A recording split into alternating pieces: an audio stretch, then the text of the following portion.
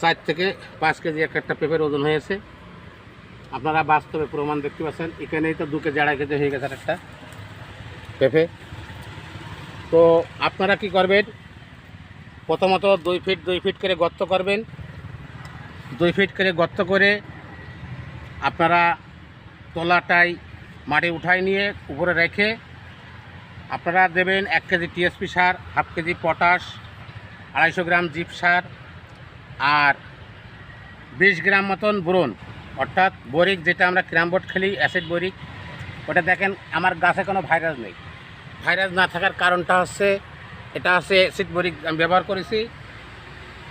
এরপরে যদি এই দেওয়ার পরে যদি এরকম পেঁপের ফলন না হয় আর কিছু না হয়, তাহলে আমি হিসাব করে দেবো। এবার ওই গর্তটা আপনি মাটিতে বুঝে রাখবেন 2 মাস, মাটিটা মোমের মতন হয়ে যাবে। এবার আপনি যে কোনো জায়গাতে একটা চারা কিনে ওর ভিতরে লাগাই দেবেন। গর্তটা করবেন ভালো করে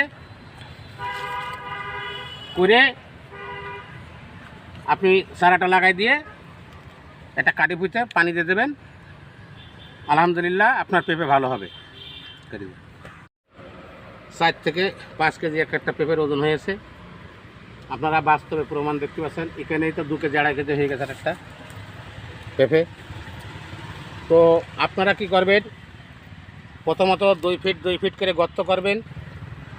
2 ফিট করে গর্ত করে আপনারা তলাটাই মাটি উঠাই নিয়ে উপরে রেখে আপনারা দেবেন 1 কেজি টিএসপি সার, হাফ কেজি পটাশ, 250 গ্রাম জিপ সার আর 20 গ্রাম মতন বোরন, অর্থাৎ বোরিক, যেটা আমরা ক্রামবোর্ড খেলি, অ্যাসিড বোরিক। ওটা দেখেন আমার গাছে কোনো ভাইরাস নেই।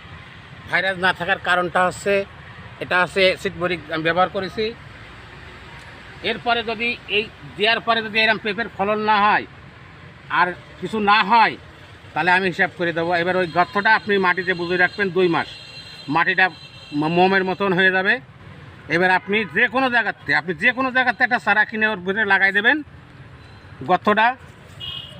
গর্তটা করবেন ভালো করে আপনি চারাটা লাগাই দিয়ে একটা কাঠি পুঁতে পানি দিয়ে দেবেন। আলহামদুলিল্লাহ আপনার পেঁপে ভালো হবে।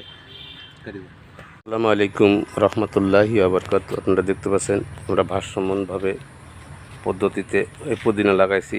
পুদিনা মাশাআল্লাহ খুবই ভালো হয়েছে। এর উপরে আর পুদিনা হয় না। দেখুন, আর একটা জিনিস সেটা আছে যে এই যে আমরা গিমা কলমি লাগাইছি, আর এটা আছে ধনিয়া লাগাইছি, ধনিয়া।